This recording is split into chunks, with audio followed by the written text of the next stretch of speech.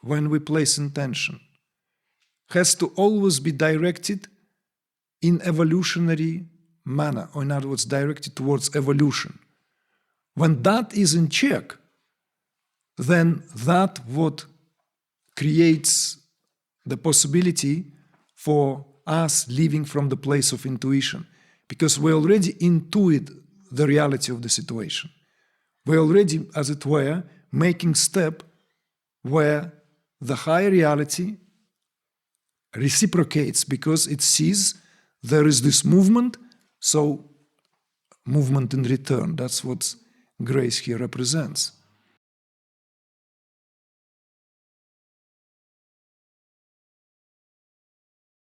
The free will is an oxymoron. In fact, any time we need to make a decision, any time we act with that what is given as choice, in other words, applying that will, it is anything but free. Every time we make a move in any direction, it comes with a price. We have to pay the bill. So, like giving that kind of slight frivolous way of entering the topic. So free will, in fact, is an oxymoron. It's not free. It comes at a cost. It comes at a cost each time we make a move in any direction. Now, we would introduce here, we would have to introduce here, 2 points of view. Obviously, the point of view that is shared by us all and pertinent and relevant to us all, because that is given. It's the view from the individual. In other words, in that trinity, it's the view from the objective sphere of experience. Each and every one of us is not completely dissociated, disembodied, and kind of like in a state of, floating somewhere, not knowing where one begins, one ends.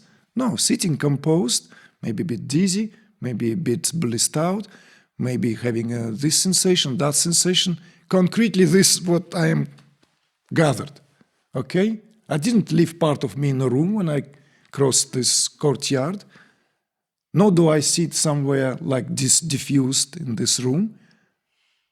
So the same with each and every one of you. So in other words, that point of view is granted, given. So the point of view from the individual. Then, no matter how speculative that is, we would have to give a POV from Shiva's point of view. In other words, the point of view of absolute awareness. Again, even if that is a speculation, but we cannot omit that, we cannot not try to investigate the potential POV when it comes to the question of will that then translates into manifesting anything into life. Is it even possible to live life one wishes to live? Is it actually, factually, even possible to will one's life into the way one wants that one's life to be? Or is it predetermined, prescripted, and one plays one's part in accord, whether one knows it or not? This is what I invite us to look into, because to me it feels very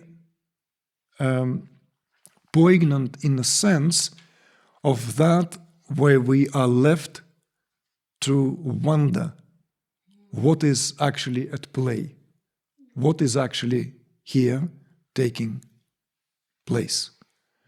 So we will have 2 points of view, and in addition, an example borrowed from something which kind of can be considered at the material level of creation as permanent. What I mean by that in the cosmological point of view, or in the cosmological system of manifestation, the role of elements is very well known in every culture. in every civilization. In Indian civilization, the 5 great elements, the Mahabhutas. I trust most of you, if not all of you, know exactly what these are. Ether, air, fire, water, earth. That's it. Everything else derives from that in minute combination. It is superimposable on the structure of our psychic centers. It is the composite of the entire material creation, again in minute combination. So in other words, these elements can be considered as constants. Just imagine, and this has been brought to view many times before, water did not undergo any evolution. Like we could say everything evolves, like somehow nature tries to better everything. Whatever works, it leaves. Whatever doesn't work, reassembles. There's constant process. But what about ground elements? Did anything happen to fire? Did anything happen to ether itself? Did anything happen to any of these elements? That is why I gave the element of water. In one of the earlier essays, I said the water in your glass is the same in terms of its chemical composition as the water that was in the universe billions of years ago. As an element, it did not undergo change. It did not undergo improvement. H2O, that's all there is. Give or take. Yes, of course, water has different phases, different stages rather. This H2O can be in a state of vapor. It can be in a state of fluid or liquid. And it can be in a state known as to be frozen, depending on the conditions. The conditions here will be in relation to the temperature, in other words, presence of another great element, to the degree of the presence or proximity of fire element. Please follow me attentively. It's not that complicated. You will see how this brings us back to the understanding of will, whether it is free or how high is the cost. So water, right? H2O. It's water in a cup, drinkable, room temperature, warm or cold. A cube in the ice or glacier, it's the same water, but it's water in a different condition temporarily. Or water in a state of vapor. When it becomes a cloud, it's still a water, vaporized. It doesn't go anywhere. As an element, you can't destroy water. This content of this water in this cup is indestructible. It doesn't go anywhere. I can drink it, I can pour it into a plant, I can splash it on the pavement. It will not disappear. This is very important understanding. This, we kind of touching just basics of the physics. This is what it meant, that it's indestructible. Elements don't go anywhere. Heat remains heat, property of fire. But it will go and change its permutations and forms depending on conditions and presence of other elements. The same is with water. So in other words, this simply serves as an analogy or illustration when it comes to what and how consciousness, whether individualized or awakened, expanded, free, or universal consciousness, is experiencing that what we at our vantage point call free will. So in other words, it's the state. It's the state. At the state of calcification, at a state when, let's say, sub-zero temperatures, then the matter, in this case water, crystallizes, the atoms crystallize into ice. So it has distinctive shape and form. Any form, whatever that form is used whilst it was a liquid, it will take that form. A star, love heart, cube, or amorphous something that someone prefers in one's whiskey. Like it's more fashionable to have just a lump of ice.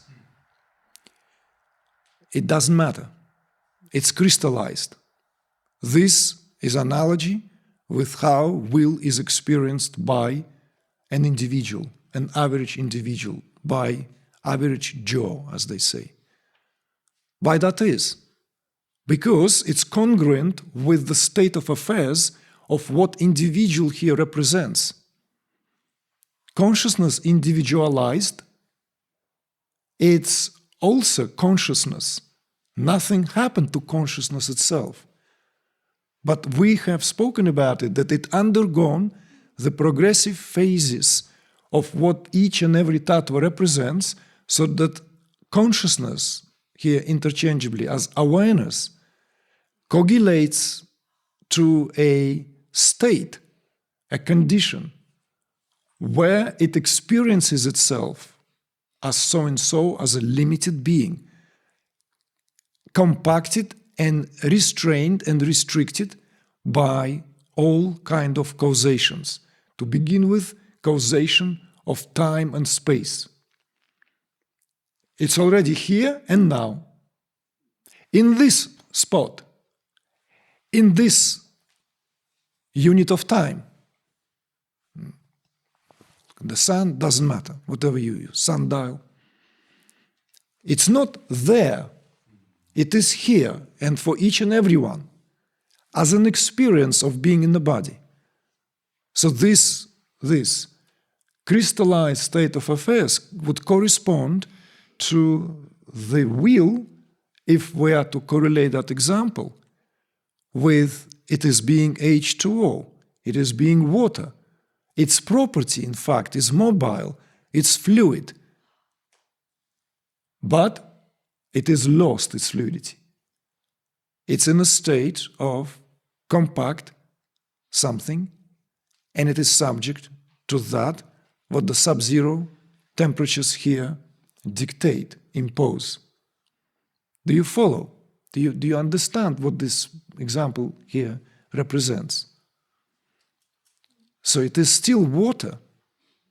Nothing changed to the element itself. But it is not at all displaying the qualities that we would like to display, would like it to display. It's brittle, it's concrete, and it is contained. So in a way, as an analogy, this is how individual is experiencing will. This is how individual is experiencing this, what we call, what is open to one's field of awareness in terms of navigating one's own destiny. When the temperature rises, water is regaining its fluidity. When the temperature rises, naturally, it regains its state as a liquid. And in the liquid state, it is then no longer subjected to the laws that governs the state that it was prior to that. Simply because climate has changed. Call it whatever you want. The situation, the atmosphere, it's changed. So the fluidity is regained. Water become how we know it. Fluid, liquid. It goes anywhere. Any inclination of the land, any inclination, what have you, it goes. It takes any form of any vessel, any container, we pour it in. And it quenches our thirst. So this is again analogy, as an analogy. that is how now will is experienced. It is much more, as it were, malleable and less subjected to that what prior to that is crystallized and calcified to the degree where it is experienced only in that and that state alone.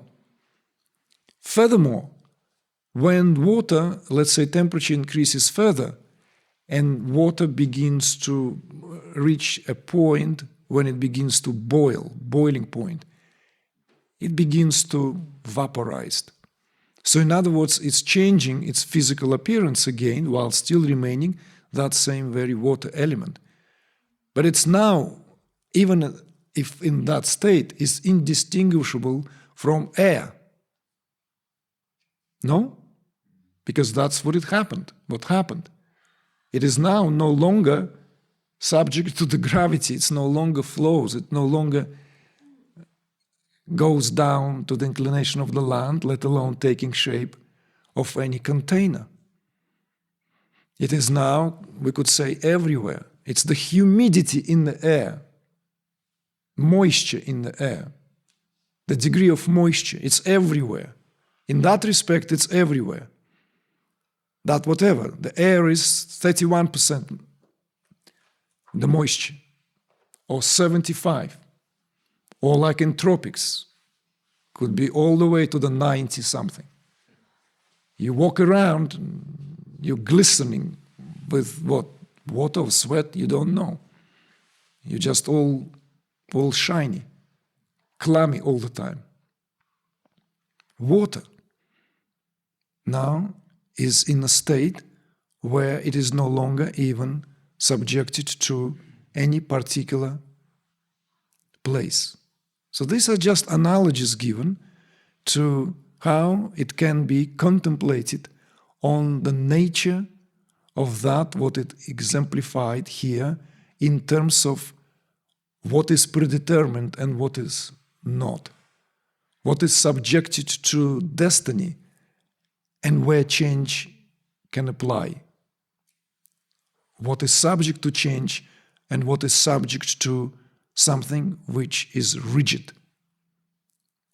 So with this example, we move now to the point of view.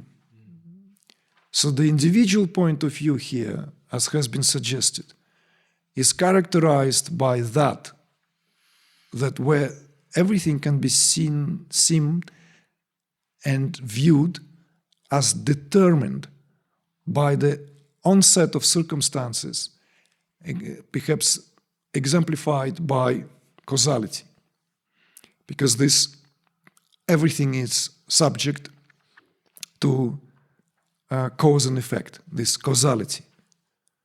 This causality is being born into that gender, into that shape, prakriti-wise, one's constitution, into that family, into that country, and so forth. Already given, right? I maybe wanted to look like Alain Delon, tough, titty. I don't. I look like someone else. I look like me, right? Some girl will say, well, I wanted to look like what? I don't know. I don't want to give away my secret maybe things so that you then being held accountable. Ladies will come up with their own. Gina Lollobrigida, I don't know, Sophia Loren, Brigitte Bardot, I don't know, all these golden oldies, right? Rachel Welch, or maybe closer to our time, who, no, already, right? Determinism at work, not quiet, working here, Rihanna, why not? Yeah, she's a pretty girl, Rihanna, right? Voluptuous and very, very photogenic. Nicely voluptuous. Now, this already determined by some factors outside of our influence whatsoever, or so it seems. It is subject to the causality of, let's say, gene being accepted in a particular set of circumstances. and then it gives birth to life. And then life proceeds in a certain fashion. So this is where we enter very, very interesting, quicksilver-like, slippery in terms of capacity to grasp this, to me, continued source of fascination. It is this correlation, you see. How is it all even possible? How is it all sits together? What is at play? What is happening?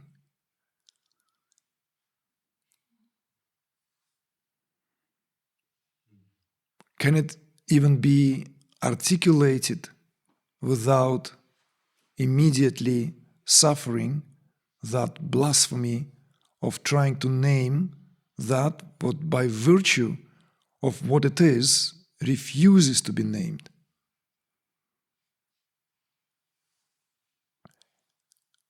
Is our life already predestined in all its aspects? Or is it unfolds as a sequence of events, one leading to another? At what point we are in charge, if at all, that creates that trajectory? You see? You shoot from a gun or an arrow, and the distance is quite long. It will have trajectory, right? Because of the laws of gravity, that what's supposed to be a straight shot would bound to go like this and then subjected to gravity, fall if it didn't hit the target. And then every let's say the whole line can be dotted, like in geometry. Or like for children, they make these silhouettes, outlooks of shapes the kid's supposed to discover by joining these dots together, right? So this trajectory here, is this trajectory one uninterrupted, or is it a sequence of these, let's say, dotted events where one inevitably leads to another, but follows a certain trajectory? This trajectory or that trajectory, depending on the force applied, whatever that is. If it's an arrow, I gave these examples, it could be a stone thrown, a pebble, what have you. What is at work here? At what point can we see that trajectory? So here is where it gets interesting and fascinating in my understanding. From the absolute point of view, and we have to, as we agreed, make the attempt to apply this. We know, and it has been reinstated by both sages and scientists alike, from the absolute point of view, time is relative. Time is relative. Which means that what we perceive at this vantage point, at this realm, embodied realm of this viscose, tactile, tangible experience of being so and so, as the body, in the body, time has a sequence. No? Time has a sequence. It's folly to argue against it. I have a birth date, and I'm sitting here. So whatever wormholes, whatever we may come up with, we mess around with for the sake of creative, what have you, we may break that, we make time travel, we make this, But the reality of situation is, this is how my age is measured. It's measured by rotation of the planet Earth around the sun and it is agreed that will be called 1 year. And somehow it also coincides with the aging and dying of the cells. So there's no way. Even Alain Delon suffered all that what being in the body is. From at some point being dubbed as the best looking man alive, at some point the second chin grew, the hair gray, the wrinkles all over the place, right? Some age more gracefully than others, but you get the point. Unavoidable. What here is at play? I'm not going to go into the biological aspect, which is fascinating. Why would that what here is measured as time assault the cellular structure? Let's leave that aside. What we're interested here is simply, it's a point of view. Our point of view is undoubtedly sequential. Because the measure of that is that what we, even if erroneously or not, it's beside the point in this, at this point of discourse, it's beside the point. Identifying with the body, we live with the body.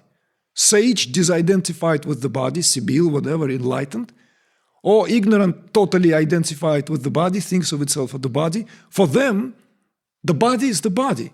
We could argue one's body is this and that, filled with light, shines, there's auras, this, right, this Satan, like, I don't know, Sibyls and angels, archangels flying, wings flapping. Another one is just that, matter, solid, smelly, and socks need to be changed every day. And other parts that cover the body, right? But the sequence to that body is the same. The clock ticks the same way, measured by the movement of the heavenly bodies. Please stay with me. Stay with me. This is potentially can have a breakthrough in your own reflections and understanding of the place, role, and functioning of this what we're redressing here as the will, determinism, intention, and whether one can manifest life at all or one simply lives prescripted scenario. So from the absolute point of view, there's no time. There is no time. We then therefore speak of it as past, present, and future are experienced at once. At once. I remember when pressed some years ago to give an analogy, how can this be contemplated? I suggested, imagine, like in we can create this marvel of, let's say, these pictures with a very, very prolonged exposure just of star sky, right? Where we have that point, North Pole star, will be that axis, and all the stars, as the heavenly sky at night rotates, so to speak, will be, instead of dots, shiny little thingies in the sky, will be these circular lines. You've seen pictures like that, no doubt, right? So the whole night sky would be seen, you know, like the movement of the stars in a prolonged enough, whatever that may be, several hours of image captured. Then we can do something as compressing the footage. For example, installing the camera in a beautiful part of the landscape somewhere for 12 months. And conditions, we run it 12 months, however many hours that takes. And we end up then with the footage and we collapse this into 12 minutes. What will you see? You will see this extraordinary constant flux of like this, like snow comes, goes. You've seen this, I'm sure. Something like that, maybe life of a single tree or this. Or, but you imagine it's like a same landscape, you know. One feature would be a constant flickering. flickering. It will be very annoying. What's flickering here? It's day and night. It's compacted now, 12 months compacted to 12 minutes. So there's this, it's like constant flickering, as if, And whilst the seasons change just in front of your eyes, just like from budding to blooming green, and already it's rusted gold and falling off the tree and into snow. And now imagine we extend that example to life on the planet, let's say, where we take apart where human beings, because it's more interesting maybe, dwelled for 10,000 years, now maybe more. And we come and we have some capacity to film that. Just imagine. And then you compact that into a footage which is whatever, no more than 5 minutes. What would that be? What would that be? This would be a God's eye view from the point of experience of time, effectively speaking. And we didn't even extend this to 10 million. We didn't extend it to the time when the dinosaurs walked the earth. We could have done that. What would the image look like? It will be impossible to see anything. Impossible. Because the way it would be compacted, it will be basically a shimmering something, shimmering. It will be basically have this like a shimmering field. Something, there will be a movement, no doubt. Has to be. Because there will be these changes. Volcanoes, earthquakes, structures built, destroyed, this and that. So this point of view now from the absolute, that example is a joke. Because what is 10 million, and then compact it into whatever, 10 minutes? It's absolute point of view. So there is no time at all, whatsoever. The Maya did not even here rendered its veil. We will go back to that, as promised, to put them alongside each other. So the Tattvas, right? How they conceal the omniscience, omnipresence, omnipotence, timelessness, and effectively speaking, all the 5 powers, right? But going back to the question of what unfolds sequentially from one point of measure, where the time has distinctive past, what is experienced now, and what is projected perhaps as a future with this yearning, longing, imagination, projection, intention. So, what is happening here?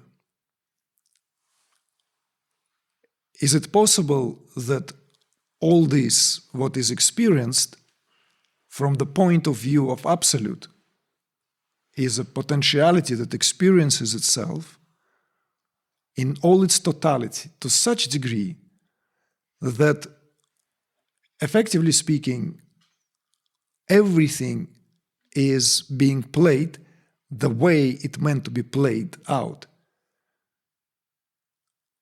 But it is inconceivable for the human mind to grasp.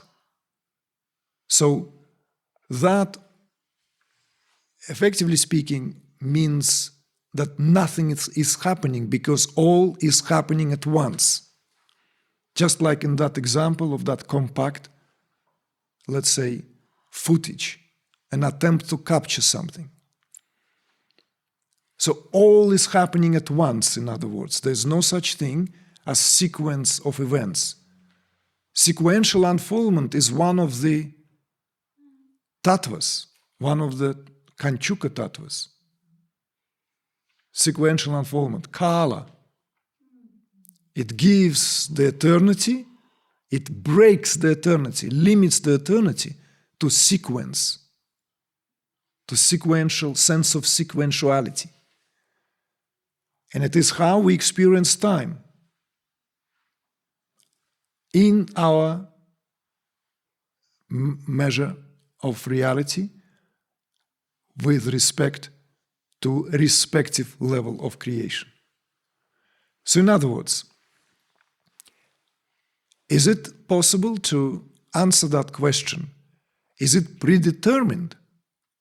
Or is it unfolds in accord with some kind of influence exerted by each and every one of us to whatever degree? Or, as often being settled on, that everything unfolds following a strict code of conduct predetermined already, that determinism follows deterministic laws, and everyone lives life how it is, already predetermined.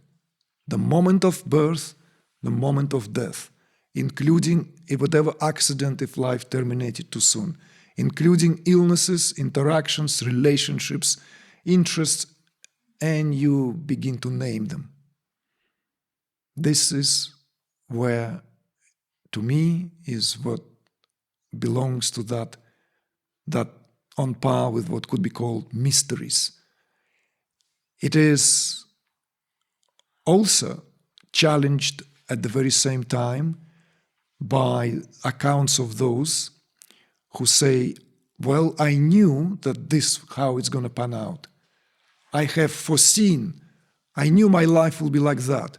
Maybe not exactly in the detail, but I knew my role. When I entered the stage, I may have forgotten the words exactly how they were written in the Bible or in the pilot. Bible, it's what is used in Hollywood. What actors work with. There's a pilot and there's a Bible. So, in other words, every line is already written. Actor learns their lines. Some actors lazy. Marlon Brando was impossible to work with. He was a prima donna. He hated lines. But you have to be like Marlon Brando to have that ability to come, still pay millions to forget his lines and say something else. Right? Marilyn Monroe, on the other hand, was a very, very good girl, apparently. I've heard she really studied, prepared, and worked on herself in front of the mirror, repeating it, She wanted to be good and excelled. Brilliant actress, extraordinary one. I don't care what, blondie or not. So you are on stage, Marlon Brando, not Marilyn Monroe, not you are playing yourself. You forgot your lines, you came up on the spot. But I knew I'm playing this role. Where this audacity comes sometimes? Why? Is it because one casts one's destiny? Or one taps into this dotted line all the way to where the line terminated? What is here the reality of the situation? Am I living my life the way it is predetermined, and the only access I have in that, what is otherwise hidden from seen, completely not meant to be revealed, it's part of the plot, where occasionally I puncture that and have access in form of flashes of intuition, where I know that that's how this or that will pan out. And this gives me the so-called blind faith. Or I am totally close to this and I live life also blindly, but in this case blindly following in the footsteps of what I feel is my only choice. This is for you to reflect on.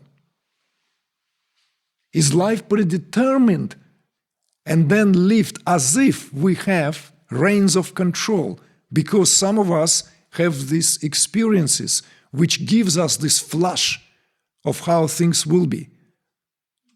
No matter how, let's say, squared we are, pushed against the wall, tested, challenged, there is this unwavering belief, I will rise. Where is it coming from? Why not being thwarted? And indeed, sun shines. I knew, I'm not talking about myself, I'm still giving these examples. I knew I'll have a family. I knew I have kids. I knew I will be single. I knew I'll dedicate my life to creative enterprise. I'll be a great musician. I knew I will be this or that. I knew I will discover some laws. I knew. Or I'm clueless. I don't know how it's all going to pan out. I don't know. What is going on here? Reflect on this. You want to hear my suggestion? It might be confusing. My suggestion is, all this has already happened, but not in a sense of past tense. You see? Happened, happening, will happen. Not in that sense. Happened as like I'm happening. You know that term? It's a slang. I'm happening. I'm cool, in other words. I'm happening. I'm cool. I'm confident. Now, it doesn't matter. New kid on the block or been around the block, I'm happening. It's a kind of like American slang. Took over England. Doesn't matter. It's international now. It's like, yeah, man, she's happening. Or, yeah, man, I'm happening. That's what it means. It's a slang. When everything is collapsed into that where time is no longer sequential. Accesses may be given at some point, either in profound state of absorption, when we just come out of that, because in the absorption it does not matter. We pierce beyond time and space. When metabolic activity ceases, then all these all these concluding phases of manifestation, all these tattvas, as it were, recede. So we are in a psychic tattvas. And if it's absorption which is complete, then we are even transcended the psychic tattvas. So it matters not what form I belong, where I am, what and how. This is where one touches freedom with the bare hand and it doesn't burn.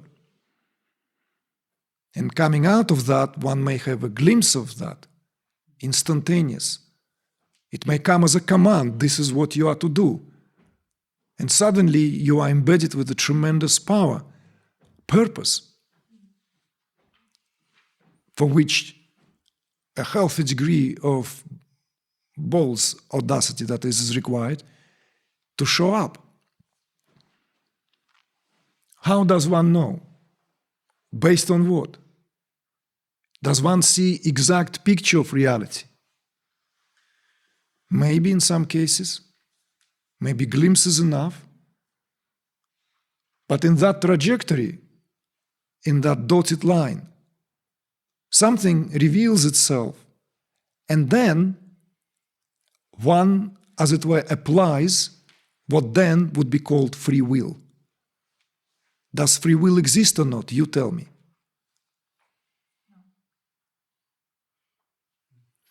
You tell me, does it exist or not? No. Why not? Because we are walking in a dotted line. Yes, but when you have, let's say, insight into what it is, right, you are making decisions. So in that point, it does. But as I said at the beginning, it's not a free will. You see? It's not free. It comes at the price, at the cost. So this is why we allow ourselves frivolously to play with the language here. It's never free. It's not like a free lunch or free ride. It's literally here something that has a price tag. Any move we make immediately determines the causality of what that is. And of course, can we change our life? This is where we're coming now to where the free will here, that which is at the price, is predetermined in such way. Let's say I was supposed to be born and live life as so and conclude my life in this. And is there a possibility at any point in time to change the dotted line and to change the trajectory of what otherwise was already supposed to be lived?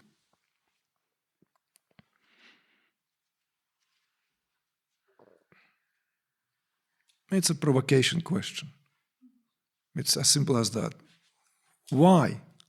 Why does it need to change? Why can't it be contained in that same trajectory?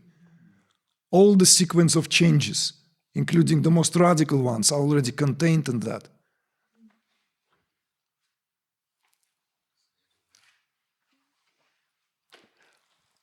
All the changes, including most radical ones, are already contained in a given trajectory. So, in other words, do we change anything in our life? Do we apply any effort? Where is the place of intention? How we can slide it in? Can we?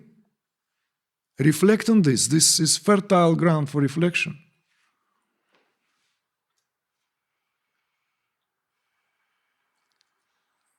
Choice. It's a choice. You see? Choice. Where would you like to live from? Where it feels most conducive to live your life from? As I said before, someone who is absolutely fine to live in not knowing, to live in the blind, completely, blessed are those souls. They don't need confirmation, reaffirmation. They don't need anything. They don't need to have a workshop how to rise at least 1/10 of Elon Musk's wealth. Because deep down they know whatever they do, deemed to be success. How they know? They don't. They just do. Or you apply constant effort, constantly implying effort to intend and live your life from knowing. It's a choice. It's a choice that you exercise here. In both cases, the dotted line is the same, but it's the attitude towards how one lives. That's what makes the difference. So, with where we have started, at the level of, let's say, individual experience, everything seems to be set in stone, everything is calcified, crystallized. And in that crystallized state, it feels very unlikely that anything can change. But inevitably, with rise in consciousness, with the rise in climate and temperature, there is a greater fluidity. There's a greater fluidity. And how can we view that? Where that fluidity come from? What does it comprise of? Isn't it already predetermined? Because access is simply given to what is. And it is all down to do with the velocity, with the speed, with the velocity. The difference here between not knowing and being unable is because it's too slow. Consciousness cannot, here, individual consciousness, function at that level where it can intuit one's life. Whereas at the level where it is much greater velocity, it intuits that what already is taking place. You see? So it is the question, or rather matter of it is and it isn't. but you decide what it is and what it is not. So this is what makes it so uneasy. Is there free will again? You tell me. At the level of your Shivahood, at the level of who you are, that's all there is. There's nothing else.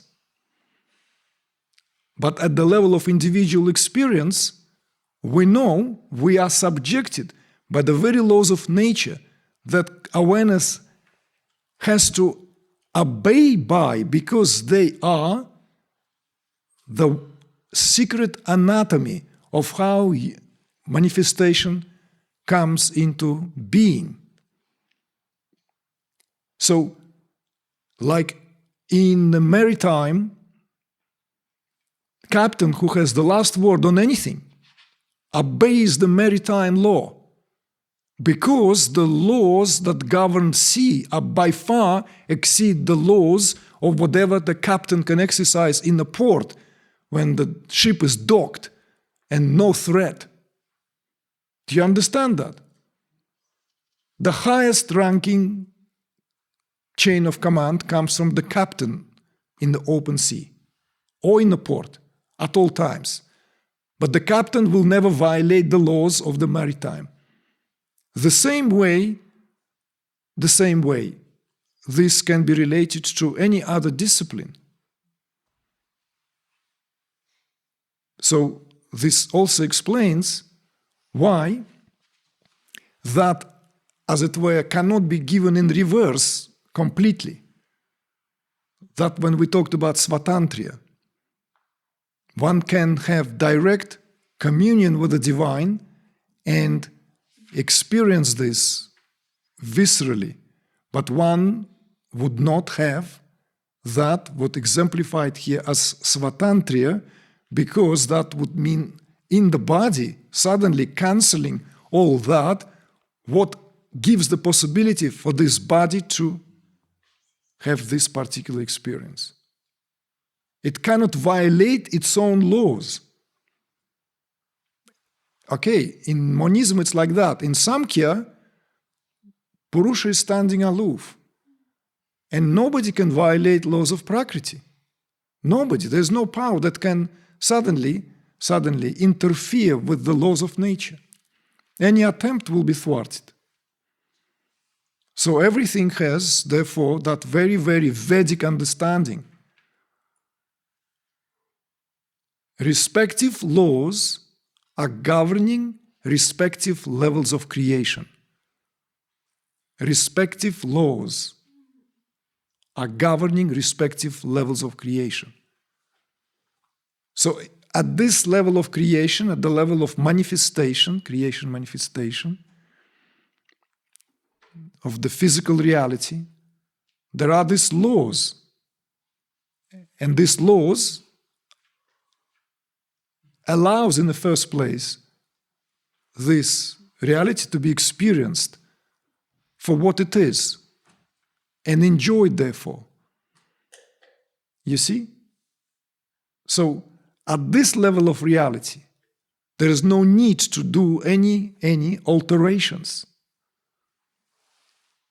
But we want to cancel the law of gravity because we don't like heaviness of walking up the stairs. I'll see you on the ceiling. No density of bones, no need to do kettlebells.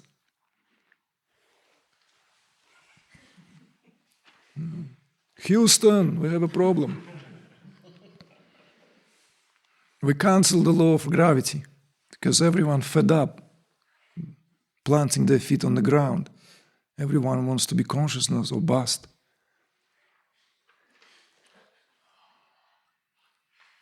So the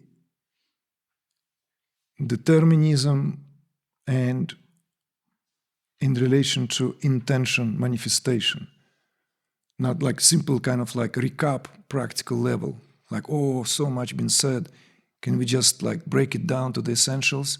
Is it useful to me? Or all this blabbing is just like, again, philosophical clatter chatter, and my life remains to be a stuff. and as daunting as it was, right? So do we manifest anything? Hmm?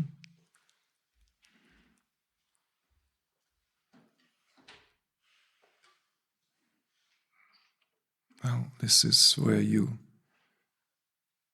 reflect on how much understanding there is. And this is where the knowledge sets one free.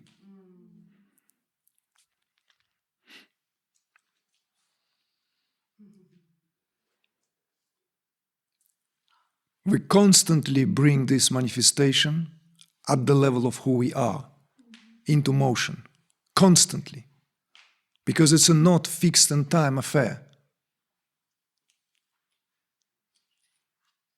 See? The paradox of subject-object or Shiva-Jiva here is that whilst, let's say I will take that now, I-amness point of view, whilst I have sacrificed all my, let's say, eternal qualities so that this can be experienced, and therefore giving me another POV on eternity, on infinity.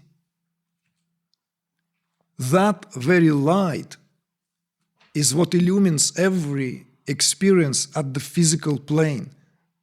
It's not a borrowed light, not any other light. So in other words, I here am sustaining that very creation.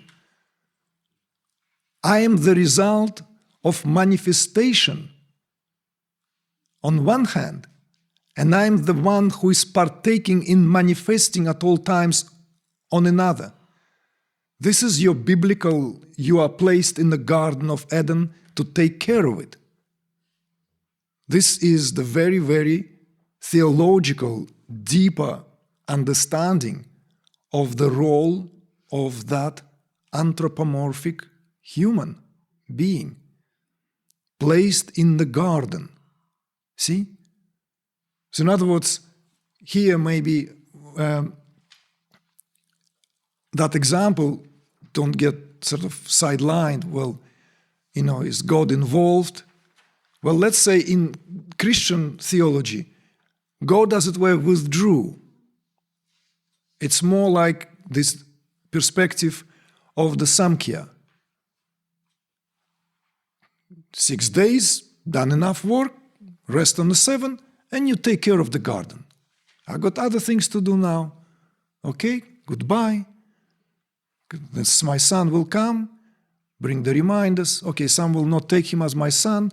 He'll be in a series of prophets. That's fine too. Take care of the garden. That's all. It's yours. You have absolutely all my attributes. In every way. You are like me. You are me, in fact. But anyway, don't take this too seriously because it may mess up your head. I'm out of here. All right? So this is the rise, of course, that transition. Psychology comes. God is dead, Nietzsche, right? God is unconscious, and in man becomes conscious. Carl Jung stumbling. All Tantra, of course. Dependent origination. What's first? What comes first? You see? So these questions, you see this analogy of manifesting reality. Do I manifest my life that I want to live? Is a very, very tricky question because, in fact, it's to divert our attention from the real task. It, in fact, hijacks our attention to trying to improve the status and the state of individual existence. You see? Basically so as to revel in ignorance. So like as long as I can revel in ignorance, you see, endlessly trying to improve it, like for instance, so much I can do in my life. I can certainly, when I went for dinner and I can see all these white yachts booked there, somebody owns these yachts. 100-meter long boat, and the next one is 200-meter long boat. Why someone owns it and I not me? Well, I'm checking into the next manifesting workshop. Because I need to manifest, endlessly manifest. This is a misunderstanding, completely and utterly. Misunderstanding of how things work. But more than that, it's misplacing the attention on much more crucially important aspects. So the intention here, when we place intention, has to always be directed in evolutionary manner, or in other words, directed towards evolution. When that is in check, then that what creates the possibility for us living from the place of intuition, because we already intuit the reality of the situation.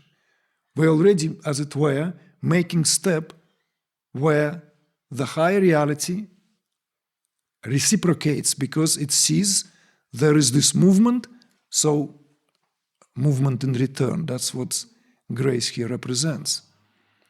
And when we understand this, then we also understand that one will live one's life in accord with the sum total of one's desires and intentions for which in the first place this body is taken. Subject to, of course, that what is not free. Always contractual agreement, and the bills need to be settled. And therefore, some lives terminated soon, earlier, transactionally here and there, and it seems to be there is no fairness at the face value. But that fairness or lack of thereof, of course,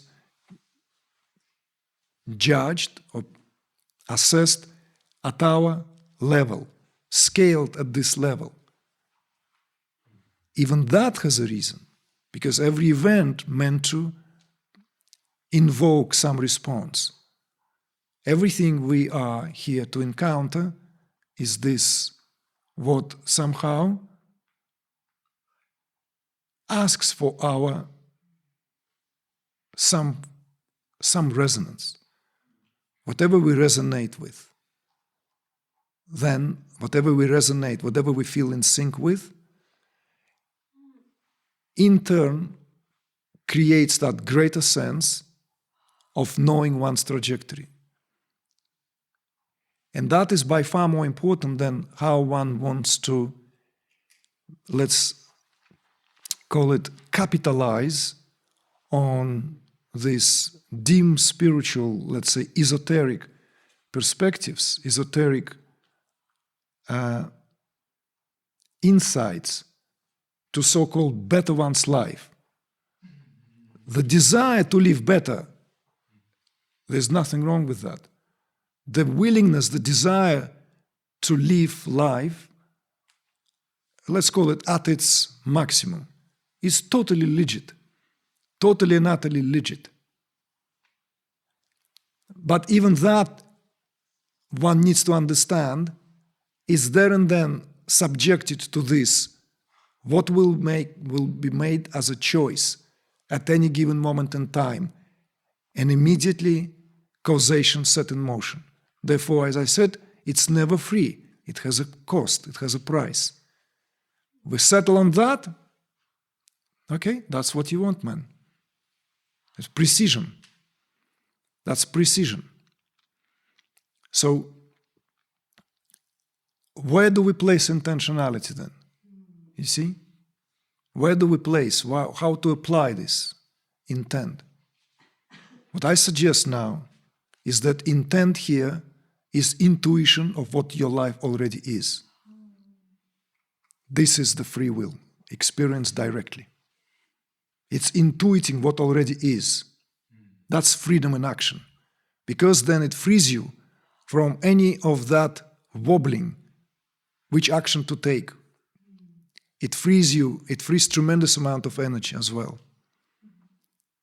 So it boils down to not how I want to live life, what it meant for me to be able to make the choice, but rather the velocity.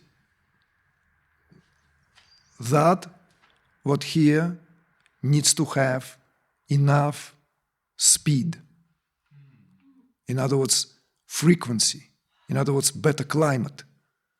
In other words, has to be warmer. The warmer it is, the more fluid it is.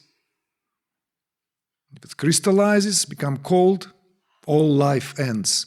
Then it's only crystalline structure, crystallized, crystalline, only follows that what already kind of feels like set in motion. And then when that fluidity is lost, life begins to feel as an ordeal, a very daunting affair. Reflect on this, please.